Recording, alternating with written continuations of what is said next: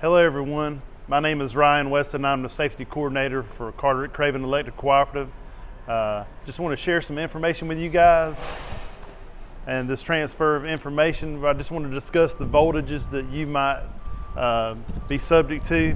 We have 7,200 volts on our distribution line, and we have some sub-transmission voltage of 34.5 kV, and we have some 115 kVA kV transmission lines. We do have some induced voltage crossings that our sub transmission lines that are 34.5 and the 115 do have crossings or adjoining poles, and we do have some Duke Energy crossing lines as well. Our circuits are identified as A, B, C in the substations and out in the field on our breaker poles. So you will see those. Just make sure you identify the phases that you're working on. Our grounds that we use on our facility is a minimum of 1/0 stranded copper for those personal protective grounds that you guys will be installing while you're working on down wires. Our poles are marked with a red ribbon if they are a danger pole. That means they could be rotten in the ground, and if it's in the ground, it could have a red tag on it like this with the arrow pointing down, and that's the pole right there you see at the top. But if it's rotten or damaged at the top, the red tag could be pointed up like that. Okay.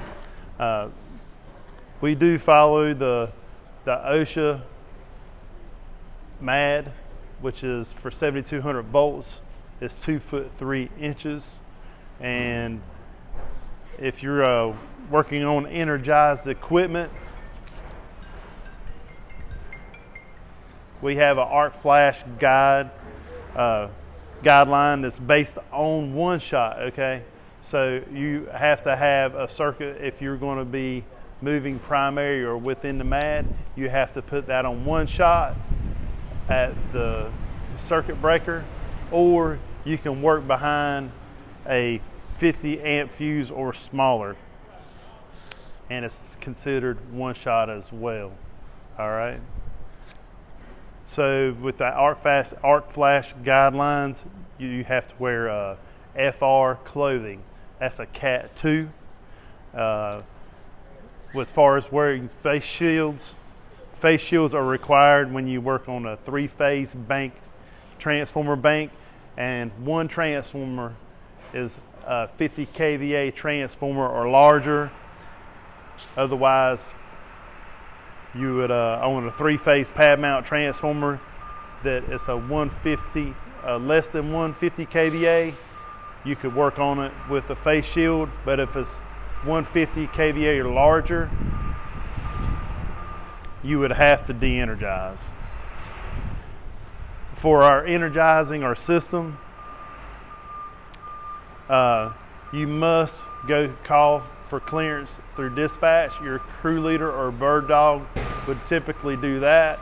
Dispatch would entail check the system, make sure you're the only people working in that area on that line, and they would give you clearance to re-energize.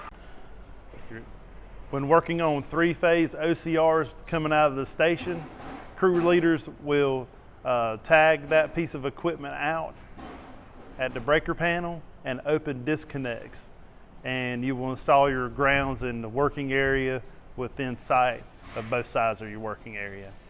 On single-phase OCRs, like out in the field, you would have to, in those situations, you're going to have to drop the jumpers to get your visual opening point, and again place your grounds out in the field on both sides of your working area within sight.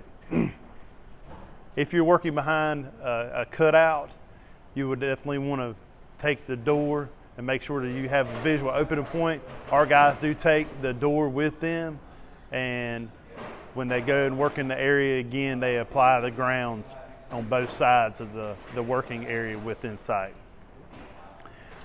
Also, we do have 3-phase breakers that are called triple singles Tabrita breakers, and that breaker can open up either 1 phase or 2 phases.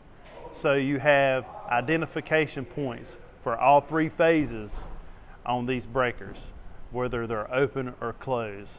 So just be aware, some of our 3-phase breakers will drop 1 or 2 phases, and a phase or 2 could still be energized. We are also following CDC and North Carolina Job Training and Safety Specialist guidelines for COVID, and you'll have more information with that coming to you.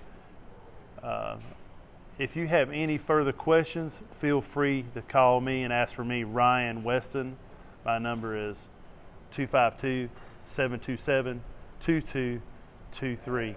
And thank you for all your help. Stay safe.